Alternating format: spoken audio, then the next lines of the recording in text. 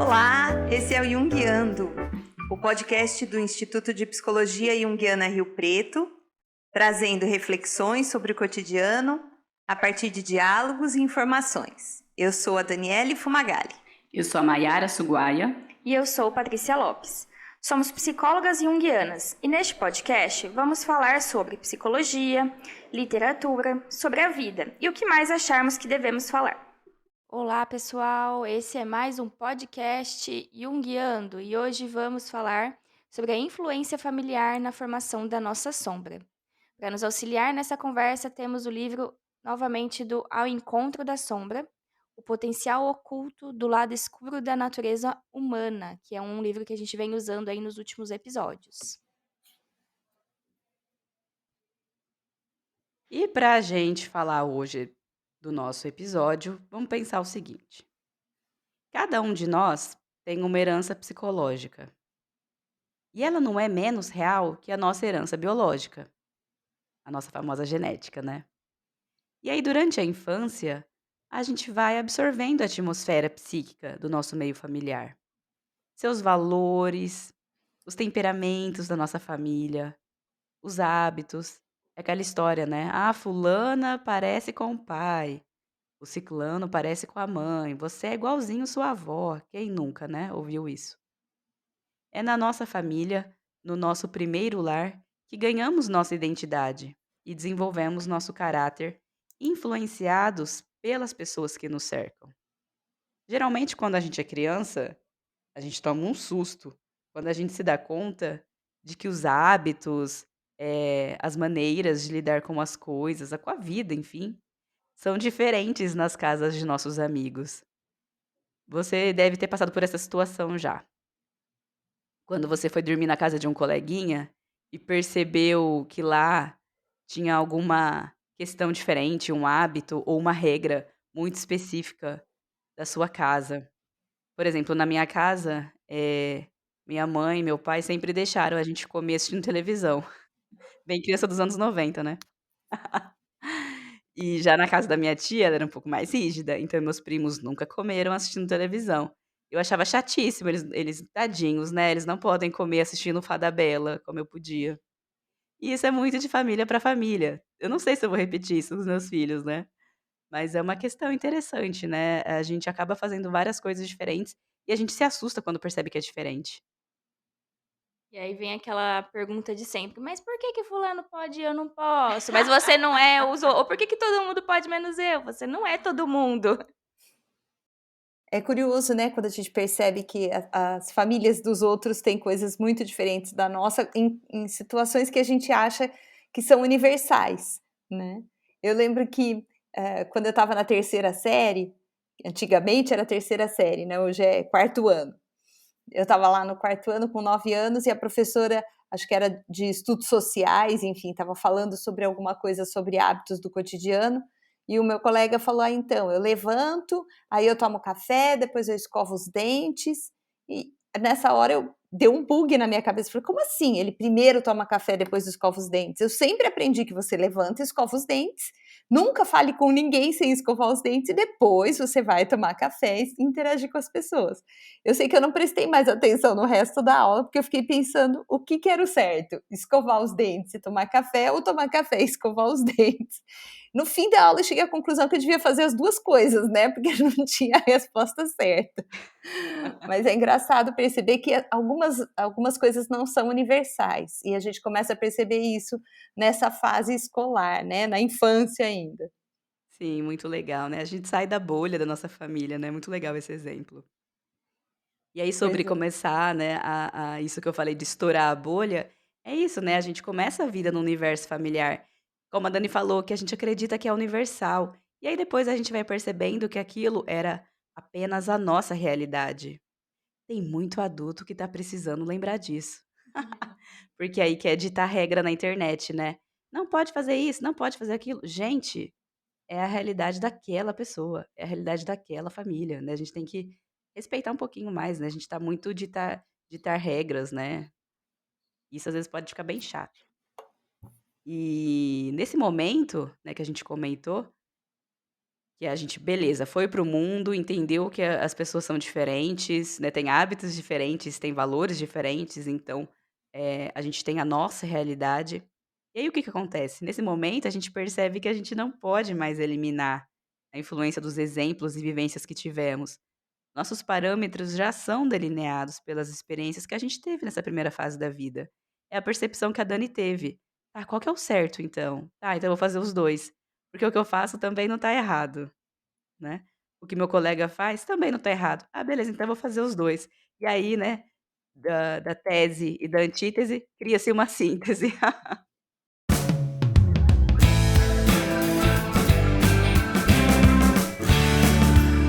E o que a psicologia tem com isso?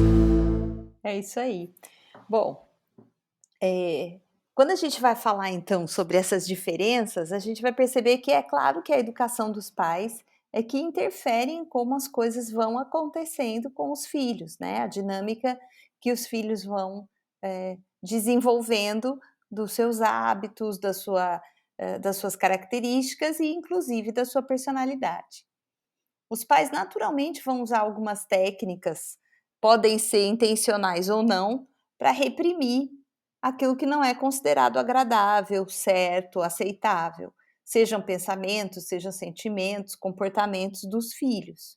Então, em alguns momentos, essa ordem é clara, é bem direta. Então, o pai ou a mãe diz: não faça isso, não quero nunca mais ouvir você dizendo isso. Então, é bem objetivo. Outras vezes, os pais moldam as crianças de um jeito bem mais sutil, às vezes uma maneira tácita de invalidação. Optam por não ver ou por não recompensar certas atitudes, né? Finge que não viu e deixa quieto, aquilo não foi valorizado e desaparece. Ou, por exemplo, quando a gente escolhe um determinado brinquedo ou um determinado livro para presentear a criança, a gente está dizendo o que a gente valoriza nele. Ah, você tem jeito para montar Lego, você tem habilidade para desenvolver as suas ideias e construir coisas. A gente está incentivando algo. Ou, você não tem jeito para montar quebra-cabeça, é melhor você ir brincar lá fora, porque a criança se irrita, né? E aí, claro que sem querer, os pais estão valorizando uma coisa e desvalorizando outra. Muitas vezes, os pais não têm nem consciência de estão fazendo isso. Eles só reproduzem aquilo que eles aprenderam em casa, que sempre fizeram, né? Ou meu pai me ensinou assim, ou isso era valorizado na minha casa, eu continuo fazendo, mesmo que eu não perceba.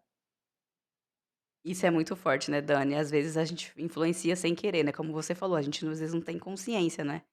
Eu nunca gostei muito de pintar, e a minha mãe, minha tia sempre foram excelentes nisso, né, minha família, assim, de forma geral, as mulheres têm muita habilidade manual. Eu sou a caçula e eu vim com menos talento, o talento foi diminuindo, e pra mim veio pouco. E de tanto a Lívia ouvir eu falando: "Ai, que eu nunca gostei de pintar", até hoje eu não gosto de pintar, que quando eu era pequena, eu fazia um drama e a minha mãe pintava pra mim a tarefa. E aí de tanto a Lívia ouvir isso, minha sobrinha, adivinha? Ela não gosta de pintar as tarefas da escola. Ela já A professora meio que já entendeu que ela vai fazer o que é da lição, mas não vai pintar. Daquelas lições do tipo: "Pinte, circule, não sei o quê". Uhum. Beleza, ela vai circular a palavra, ela vai fazer a matemática, mas ela não vai pintar. E ela já deixou claro para a professora que ela não gosta. Então ela não vai fazer mais. E o quanto também isso não está influenciado de tanto ouvir a titia falando que não gostava de pintar, que não era legal pintar, que pedia para outro pintar. Então a gente Uhum. influencia sem querer. É verdade. Mas, falando em influenciar, a influência mais profunda que os pais exercem sobre os filhos, é essa que eu tô comentando agora, né? É a do exemplo. As crianças, elas observam instintivamente o que os pais fazem, suas escolhas, os prazeres que se permitem, as regras que seguem, os talentos que desenvolvem. Aquela famosa história, né? Faço o que eu digo, não faço o que eu faço. Adianta obrigar a criança a comer brócolis e você também não comer?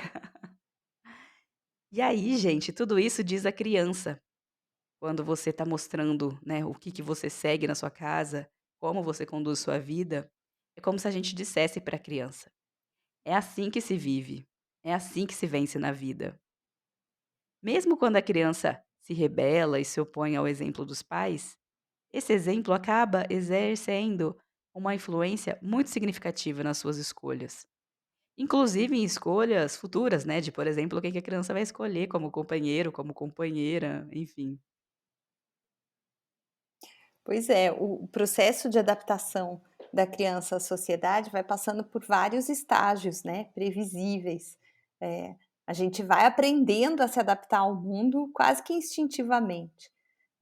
Primeiro, assim, seguindo os exemplos, né, que regras que meu pai segue, que regras que meu pai não segue. Eh, então, a gente sabe que a regra é dirigir e não usar o celular, né. Mas a criança está no banco de trás e vendo o pai ou a mãe vendo a mensagem que chegou no celular. Bom, ele vai interpretar, não é para mexer no celular, mas essa é uma regra que a gente pode ser flexível. E ele vai imitar a atitude dos pais. Ou, se os pais nunca passam no vermelho, bom, essa é uma regra que a gente nunca inflige, né, porque eu já vi alguém batendo o carro ou porque os meus pais acham que isso é muito importante e eles seguem essa regra à risca. Então isso vai naturalmente surgindo na mente da criança. E outras coisas que são, previsíveis também na atitude das crianças, né. Esconder dos pais os comportamentos proibidos. Não é para comer doce, mas eu quero comer doce. Eu vou lá escondidinho, abro o pacotinho, como escondido e saio correndo. "Você comeu?". "Não", mas ele sabe que era proibido e escondeu. Outra coisa que é um clássico é a gente atormentar os irmãos sem que os pais estejam vendo, né. Cutuca, cutuca, cutuca, quando o pai chega: "Ah, ela me bateu". Eu: "Não, não bati". Ou então ficar com raiva, mas não contar que ficou com raiva, que queria matar o irmão, né. A gente tem esse tipo de impulso, mas a gente não vai falar. Então as crianças vão naturalmente aprendendo o que é aceitável e o que não é aceitável na família. Assim a família vai mostrando, o que é positivo e o que não é positivo. Mas naturalmente, a criança vai chegar à conclusão de que aqueles comportamentos que não são aceitáveis, ela precisa tirar da vida dela, ela vai eliminar. É como se a criança criasse na cabeça dela um pai e uma mãe imaginários, que estão ali policiando os seus pensamentos e as atitudes também. Então, sempre que surge um pensamento ou uma atitude que é repreensível pelos pais, aquela ideia incorporada dos pais vai entrar em ação. Então, a criança tem um golpe de ansiedade que foi enviado por ela mesma. Isso é tão desagradável que ela reprime essas partes proibidas dela mesma. "Ah, eu não vou fazer isso. Eu não posso fazer isso. Meu pai ia ficar bravo, minha mãe ia ficar brava", mesmo que o pai não esteja vendo.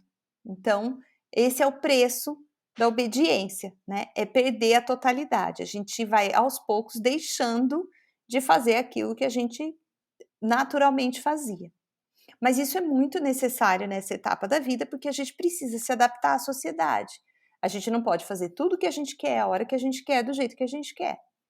Então, perder essa totalidade nesse momento da vida é natural.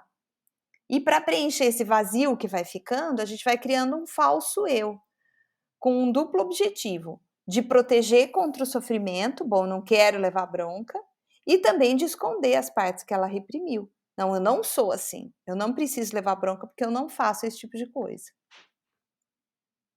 É, um exemplo bem legal também é uma criança, um menino, que foi criado por uma mãe que pode ser considerada distante emocionalmente e que é sexualmente repressora. E aí, esse menino, quando se torna adulto, ele vai se tornar um adulto durão, influenciado, né, por essa convivência com essa influência da mãe.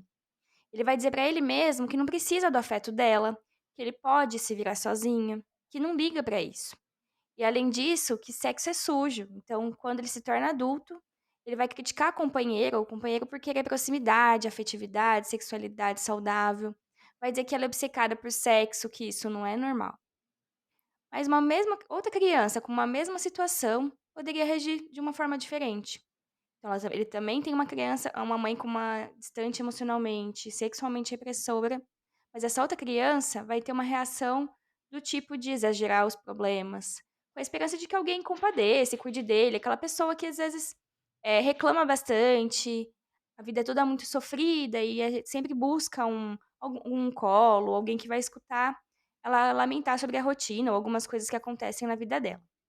Uma terceira criança, o terceiro menino aí, cresce com uma mãe com o mesmo perfil, né, personalidade, que poderia também, quando adulto, tornar um outro adulto totalmente diferente, um terceiro. Ele vai se tornar avarento, vai lutar para abocanhar qualquer pedaço, seja de amor, de comida ou de dinheiro. Aquela pessoa que às vezes até se torna compulsiva, né, obsessiva por algo. E tudo que cruzar no caminho dele, ele vai combater como uma forma de conseguir isso que ele deseja, que ele almeja, com medo de nunca ter o bastante suficiente para o que ele tá almejando, buscando sempre mais. Esse exemplo que a Paty comentou, o último, é bem interessante, né, como se houvesse um buraco tão fundo que ela tem que, completá-lo de alguma forma, né. Uhum. Esse exemplo que a Paty deu é muito interessante, porque a gente percebe que cada pessoa vai lidar com aquele contexto onde ela foi criada de uma forma. Por isso que a gente observa, né, irmãos que foram criados na mesma casa, tendo comportamentos, personalidades tão diferentes, porque as pessoas vão entender as experiências à sua maneira. Sabe aquele pai, aquela mãe imaginários, internos que a Dani comentou? É isso, além dos pais reais, né, os pais reais podem até achar que estão lidando com as crianças da mesma maneira, mas assim, cá entre nós, não estão, tá. Cada criança vai ter um jeito, né. Porque cada criança tem uma personalidade também. Então, de repente, com uma criança tem que insistir um pouquinho mais para ele tomar banho, com a outra é mais de boa. E tudo isso vai fazendo diferença, né. Então, tudo isso faz sentido para quando a gente conseguir entender e pensar, né, sobre a questão de irmãos, conseguir entender por que que, né, as pessoas são tão diferentes. Elas lidam com as experiências de formas diferentes. Nesse exemplo, né, do menino que reagiu aí a essa mãe emocionalmente distante. Essas possibilidades que a Paty comentou, né, da pessoa ser sovina, ou da pessoa ser muito durona, né, ou então da pessoa ser muito carente, essas 3 possibilidades, né, é como se fosse um sistema de proteção que a pessoa criou, como se fosse um sistema de proteção mesmo, né, para lidar com tudo aquilo. Eu sempre falo, né, os mecanismos de defesa que a gente vai criando aí para lidar com as situações da vida, o nome fala, né, defesa. Em algum momento ele foi necessário. E até, né, uma questão aí, em terapia é muito importante a gente saber como lidar com isso inicialmente, porque não é para retirar o mecanismo de defesa de uma vez, né, tipo um band-aid. A gente nunca sabe qual que é a pilastra que está sustentando aquela casa. Então, por outro lado, se esse sistema de proteção por um tempo foi necessário, aí ao longo da vida, talvez esse mesmo sistema de proteção vai começar a se tornar a causa de novos ferimentos. É o que a gente chama na clínica de neurose, inclusive, tá? Para os interessados. E aí vamos pegar, né, esse exemplo que a gente falou. As pessoas podem considerar aquela pessoa, né, os outros podem considerar aquela pessoa egoísta, sovina, carente, enfim. E é engraçado, né, porque olhando de fora, elas veem isso, mas elas não notam a sabedoria das defesas daquela pessoa. O interessante, como a gente já comentou aqui, né, é que essa pessoa, ela vai acabar sendo tomada pela sua neurose e acaba presa em sua própria armadilha. Pensa assim, em algum momento foi necessário ela construir uma muralha para se defender de alguma questão aí externa e interna. De novo, o pai e a mãe interno. Porém, ao longo da vida, ficar atrás dessa muralha, ficar presa, vai ser ruim para ela, né. Ela vai sofrer com isso. Então é muito interessante o movimento que a gente faz na nossa vida, né.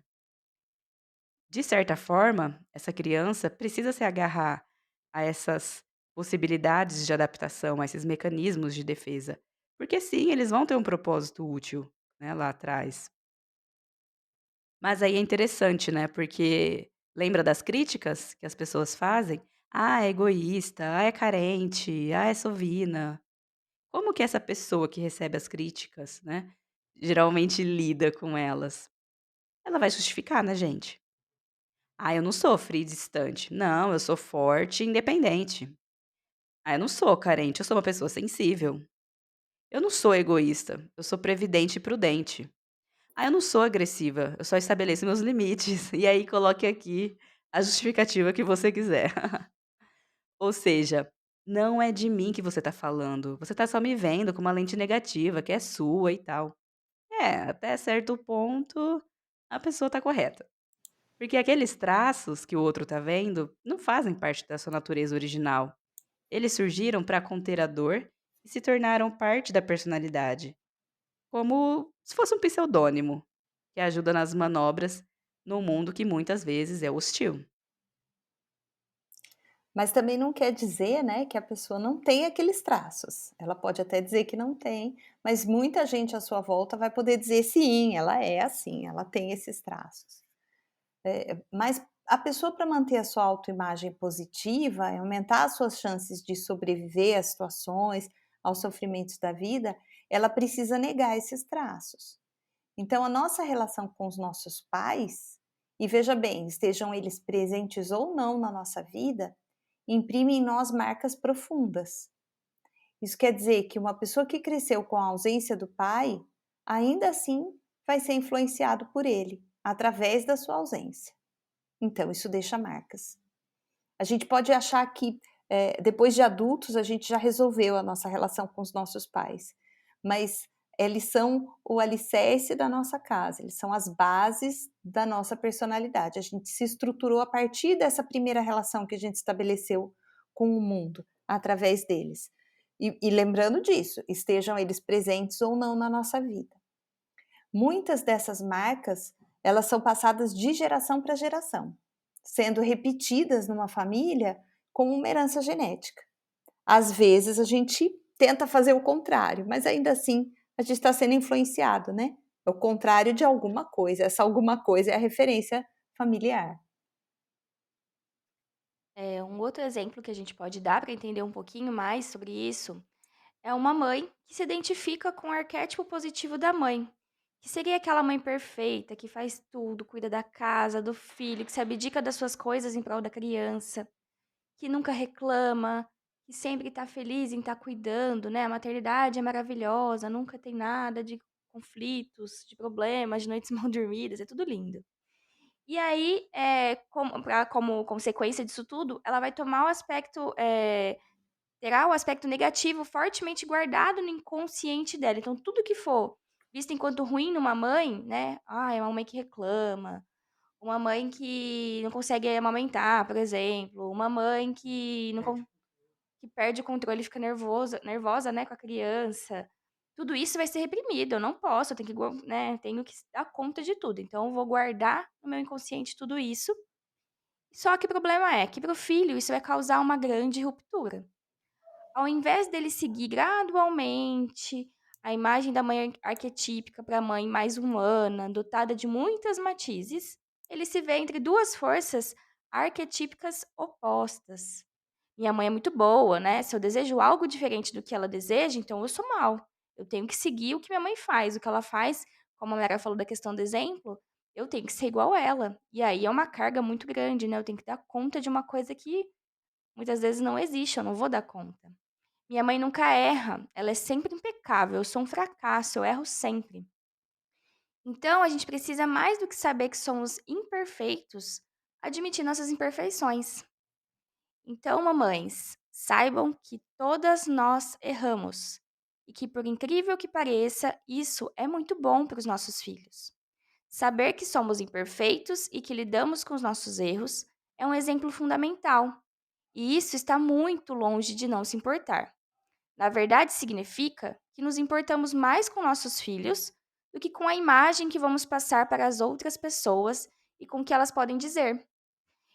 Um exemplo que a gente estava até discutindo aqui antes, né, sobre tudo isso, quando a gente estava falando sobre esse episódio, é que muitas vezes na clínica eu vejo muitas mães falando: Nossa, eu perdi o controle, bati nele, gritei, enfim, né, fez alguma coisa agressiva, ou eu chorei na frente dele, ele me viu chorando, onde já se viu, ou eu não consegui dar a atenção devida para ele, e aí eu falei para ele, deixei ele na televisão, onde, nossa, não, tô toda errada essa culpa, né.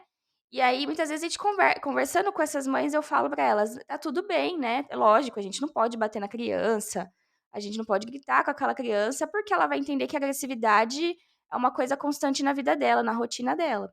Mas é importante pra ela entender que a mãe não é perfeita e que, já que minha mãe não é perfeita, eu também não preciso buscar essa perfeição, que pode gerar um sofrimento, uma tensão, né. Então tá tudo bem, a gente pode falar pra criança: "Eu errei, posso pedir desculpa se for o caso e falar: "Olha, mas eu também não sou perfeita, eu sou humana, a gente fica com raiva, a gente fica triste, é normal. E eu passei um pouco do ponto agora". E isso torna um pouco mais leve a relação, né, porque senão fica tudo muito encaixado, enquadrado em algum molde que ninguém vai conseguir seguir, nem a mãe, nem o filho. Então, conhecer e assimilar a nossa sombra, o nosso lado desagradável, é um ato de amor e de ética. Primeiro com a nossa família, com quem está próximo, e depois com o resto da sociedade, tornando ela melhor. Um outro exemplo também que a gente pode pensar sobre isso é, já que a minha mãe às vezes vai ficar nervosa, às vezes vai ficar, né, irritada, vai gritar comigo, vai chorar na minha frente, onde já se viu uma mãe fazer isso. E aí a criança também, né, principalmente na fase dos 2, 5 até 5 anos também faz, né, muito corporalmente se expressando, ela vai colocar isso pra fora de alguma forma. E aí a gente pode, enquanto adulto, o adulto da relação, ensinar ela que há formas dela colocar sim essa raiva pra fora. Eu também sinto raiva, eu também perco o controle, você também tem o direito de sentir o que você tá sentindo, mas eu tô aqui pra te ajudar a direcionar isso, né. Então, uma almofada pra bater, pra gritar, gritar para o ar, bater o pé no chão numa coisa fofinha, enfim, você pode expressar isso de várias formas, você pode chorar também, tá tudo bem. O questão é, você não pode só se machucar e machucar o outro, mas você precisa colocar essas emoções pra fora. A gente nasce com elas, né, faz parte da gente, então a mãe também vai errar, a mãe também vai sentir tudo isso. E aí torna um pouquinho mais leve, né, ou a mãe pode até, se for o caso, a mãe que tá com raiva ou que tá sentindo tudo isso e não for a criança, tá numa situação conflituosa, ela pode sair sim e falar: "Não dou conta disso agora, né, eu preciso dar um tempo, respirar", e falar isso pra criança: "Eu não consigo agora conversar com você, preciso de um tempo pra poder pensar sobre o que tá acontecendo e quando eu me acalmar a gente volta a conversar". É importante, né, a gente quer sempre dar conta de tudo, a gente quer ser, impecável. E esse tentar ser, infalível, impecável, tem esse peso, né. O nosso filho vai ter sempre a responsabilidade de que, ele também não pode falhar, e isso traz muito mais sofrimento. Então quando o Jung fala, né, que o melhor jeito da gente contribuir para a sociedade e para o mundo ser melhor, é a gente cuidar da nossa sombra, é lidar com isso. Nas relações mais próximas, os nossos filhos são o próximo mais próximo, né. Amar ao próximo é quem? É quem está perto, é quem está junto. E esse ato de amor tem a ver com eu entender que eu também falho e que eu assumo as minhas falhas. A gente precisa, parar de se cobrar o tempo inteiro de ser, perfeito, né, de eu preciso cuidar de tudo, de cada detalhe, eu não posso deixar a minha casa bagunçada, eu não posso deixar de estar presente na educação dos meus filhos, eu tenho que, dar conta do meu trabalho, mas como que a gente vai dar conta, né? Às vezes as pessoas perguntam: "Mas como que dá conta?", né, a gente não dá conta, essa é a resposta, não tem como dar conta. A gente sempre vai ter que escolher, vai ter que priorizar. E como que a gente faz essa escolha de prioridade, se tudo é importante? A gente tem, que levar em consideração o contexto. Por exemplo, se os meus filhos são pequenos, eu posso decidir que estar mais perto deles nesse momento, orientar o crescimento deles é a minha prioridade. Eu também posso sentir que o meu trabalho não pode ser deixado de lado, mas eu tenho que saber que eu não vou conseguir dar 100% no meu trabalho, se eu quero estar presente na vida das crianças enquanto elas são pequenas. Eu posso sentir que a minha casa, já que eu compartilho o cuidado da minha casa com o meu marido ou com as outras pessoas que vivem comigo, também não pode ficar de lado. Mas eu também preciso saber que eu não vou conseguir manter a minha casa impecável, né, como se fosse uma casa de revista. Eu não vou conseguir ter tudo 100%. Então a prioridade é que vai ser estabelecida de acordo com o contexto que eu estou vivendo. É, eu comentei no episódio anterior, né, a questão de quando às vezes eu tô com muita, muita raiva que eu vou guardando ali pra mim, eu não sei como lidar e já joguei algumas coisas no chão, né, eu cheguei a quebrar algumas. E aí, quando eu tive o Davi, meu filho, eu comecei a repensar isso, porque eu falei: "Nossa, quem faz isso é uma criança de 2 anos, eu tenho 33, eu não posso fazer", porque senão esse é justamente isso que vocês estão falando do exemplo, né, o exemplo que vai ficar pra ele, que ele pode jogar, quebrar coisas ou mesmo bater em alguém. E aí eu comecei a repensar a forma de fazer isso, para que eu seja esse exemplo diferente, né. Então, comecei a fazer academia, comecei a refletir mais antes de fazer alguma coisa, né, nesse nível, ou começar a tentar falar um pouco mais, porque tem muito relação do não falar que eu vou guardando, então falar um pouco mais do que eu acho, ou abrir mão de algumas coisas para poder, conseguir dar conta daquilo ali, né. Começar a aceitar justamente isso, né, eu não vou dar conta de tudo, porque senão a culpa vem. A casa vai ficar muito mais suja depois que o Davi nasceu, e é a realidade. A louça já ficava ali um pouco junto, né, coisa, tudo ali acumulada, ficava, agora fica um pouco mais, e é isso aí. Até o Rafael, que é um pouco neurótico, quando ele me escutar, ele vai querer vai tirar satisfação depois comigo disso aí, mas ele sempre foi muito assim: "Precisa estar tudo limpo", né.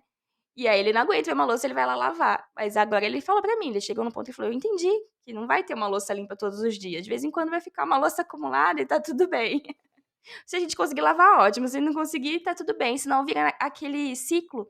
Eu vejo bastante esse movimento no Instagram, né, que teve um movimento das mães falando: "Nasce uma mãe, nasce uma culpa". E a questão é, tudo bem, pode nascer uma culpa, porque a gente não vai ser perfeito, então a gente vai se sentir culpado em muitos momentos. A questão só é que a gente não pode entender que para ser uma mãe tem que existir uma culpa o tempo todo, né. Uma coisa é, pode acontecer, outra coisa é tem que acontecer, porque senão a gente vai carregar esse peso. E é um peso muito grande, né, pra gente e pra criança. Pois é muito legal que, a gente só percebe que a gente pode ser melhor quando a gente tem algo que nos puxa para isso. É exatamente isso que você falou, Paty, a gente começa a descobrir o nosso potencial de se transformar e de ser melhor, e de lidar com a nossa sombra, quando a gente tem um motivo maior, que é o amor que a gente tem pelos nossos filhos. Então é por isso a gente se esforça para mudar, né. Seja para evitar de, deixar a raiva sair de qualquer jeito, seja para comer direito, seja para cuidar das coisas.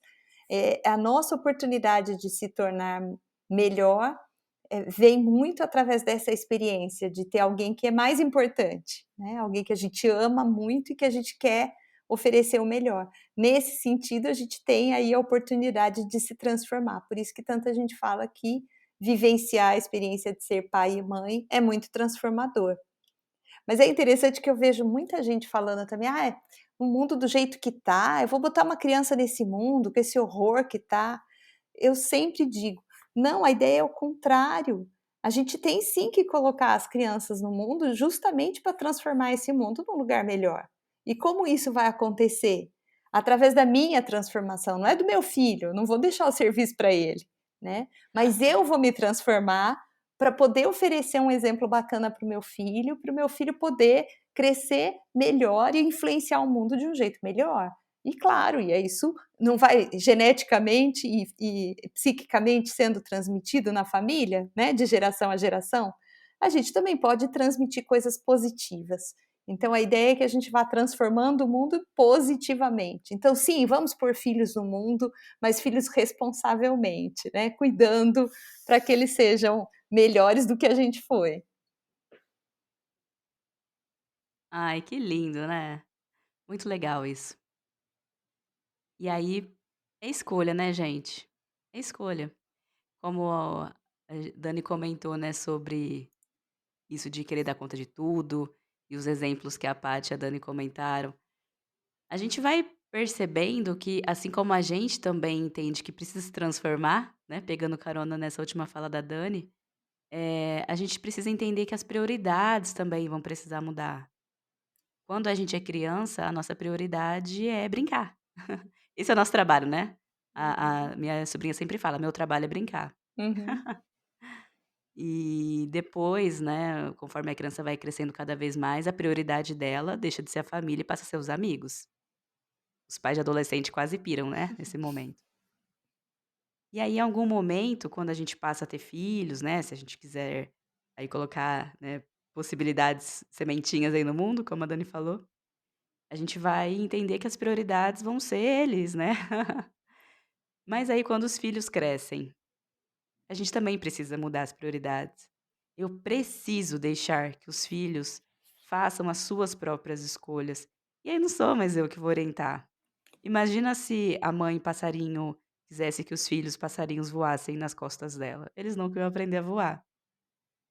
E aí, se eu consigo, né, deixar os meus filhos baterem asas e tal, eu vou ter mais energia, não só para o trabalho, mas eu vou ter energia mais aí disponível na minha consciência para conseguir fazer as minhas transformações da minha segunda metade da vida, daquela etapa que a gente fica um pouco mais voltada para nós mesmas, para o nosso interior, que as demandas externas estão um pouquinho menos, agitadas.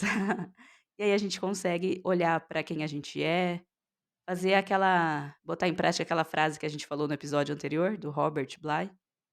A gente passa os primeiros 20 anos colocando um monte de coisa na sacola. A nossa agressividade, a nossa inveja, a nossa arrogância.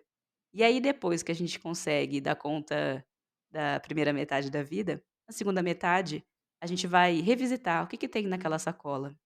E vai conseguir olhar até com mais carinho. Eu lembro quando eu era logo assim, uns 17, 18 anos, eu olhava para as minhas fotos de adolescente, né, de pré-adolescente ali, 13, 14. Gente, eu sentia tanta vergonha alheia de mim mesma.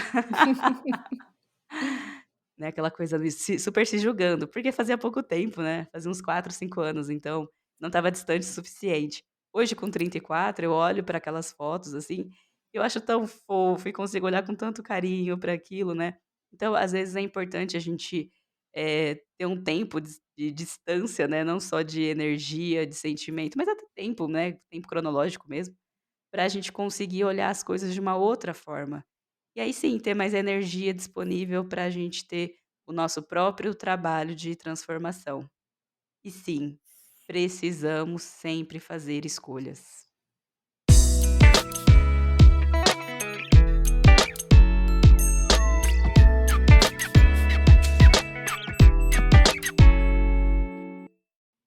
E vamos então para as nossas dicas. É isso aí. Hoje a gente tem dicas de filmes, falando sobre essa dinâmica familiar, né, sobre essa ideia da sombra familiar, um filme clássico, O Poderoso Chefão, né, tem 3 partes, esse filme tem 3 episódios, então, mas o primeiro é um clássico e vai mostrar claramente essa ideia do que é válido e o que não é válido dentro de uma família, né? O que é aceito e o que não é aceito dentro do universo familiar. Um outro filme também mais novo é o Casa Gucci, que também fala sobre a família, a dinâmica familiar e como as coisas podem ou não podem acontecer dentro de uma família. E uma coisa mais divertida, mais engraçada para quem é fã ou para quem não é, da série Friends, o personagem Chandler, ele é o exemplo clássico, em todos os episódios ele traz alguma coisa, né, sobre o que ele aprendeu com a família, os traumas que a família deixou para ele, e então aí é uma maneira bem humorada da gente ver o impacto dos pais na vida dos filhos, né. Total, né, o medo que ele tem de relacionamento, né, nas primeiras temporadas é bem É reflexo, né, da bem família. isso. O trauma com o dia de ação de graças, né, que não pode nem comer a comida típica, porque é traumático, enfim, é uma maneira bem humorada da gente enxergar a influência dos pais sobre os filhos. O que isso significa para você? Bom, e o que isso vai significar para vocês, gente? A gente trouxe hoje uma música, mas a gente não vai lê-la inteira, né? Nem um pedaço grande, só uma frase para deixar aí uma reflexão. Quem quiser depois escuta as plataformas. Se chama Como Nossos Pais, de Elis Regina. E a frase seria: Minha dor é perceber que, apesar de termos feito tudo o que fizemos, ainda somos os mesmos e vivemos como os nossos pais. Fica aí a reflexão para vocês. Essa música é impactante também, né? É isso aí. E a gente quer ouvir vocês, como sempre. Então, nos mande e-mail. A gente também está recebendo bastante DM lá no Instagram. A gente está adorando a interação de vocês. Aqui no Spotify, para quem está ouvindo pelo Spotify, tem a possibilidade também de responder uma pequena enquete, uma pergunta aí que a gente sempre deixa no final do episódio, A gente está adorando ouvir o que vocês têm para compartilhar aí com a gente. E, só para lembrar, o nosso e-mail, para quem quiser escrever uma coisinha um pouco mais longa, que não cabe na DM, segue o nosso e-mail. podcastjunguiando@gmail.com. E a gente também tem o nosso site, como você já sabe, www.psicologiajung.com.br. Jung, já sabe, né? É com J. Lá no nosso site você vai encontrar atividades de estudo em grupo e no formato de curso. É legal porque a gente tem alguns colegas atuais de curso que foram ouvintes do podcast, vieram aqui do podcast. E não se esqueçam, compartilhem esse episódio com quem você acha que vai se interessar pelo tema. Se você deixou alguma dúvida aí no ar, manda pra gente, a gente quer saber. Nos escreva contando se teve alguma coisa que você ficou em dúvida e a gente pode retomar o assunto em outro episódio, combinado? E esse foi mais um episódio do Jungiando, com a produção executiva da E processo? A produção artística, Raquel Fumagalli, da iProcesso Artes. a edição e direção de som. Do Kleber Zumiotti. Obrigada, gente. Até mais. Até a próxima. A gente se vê no próximo episódio. Até mais! Tchau, tchau, até mais.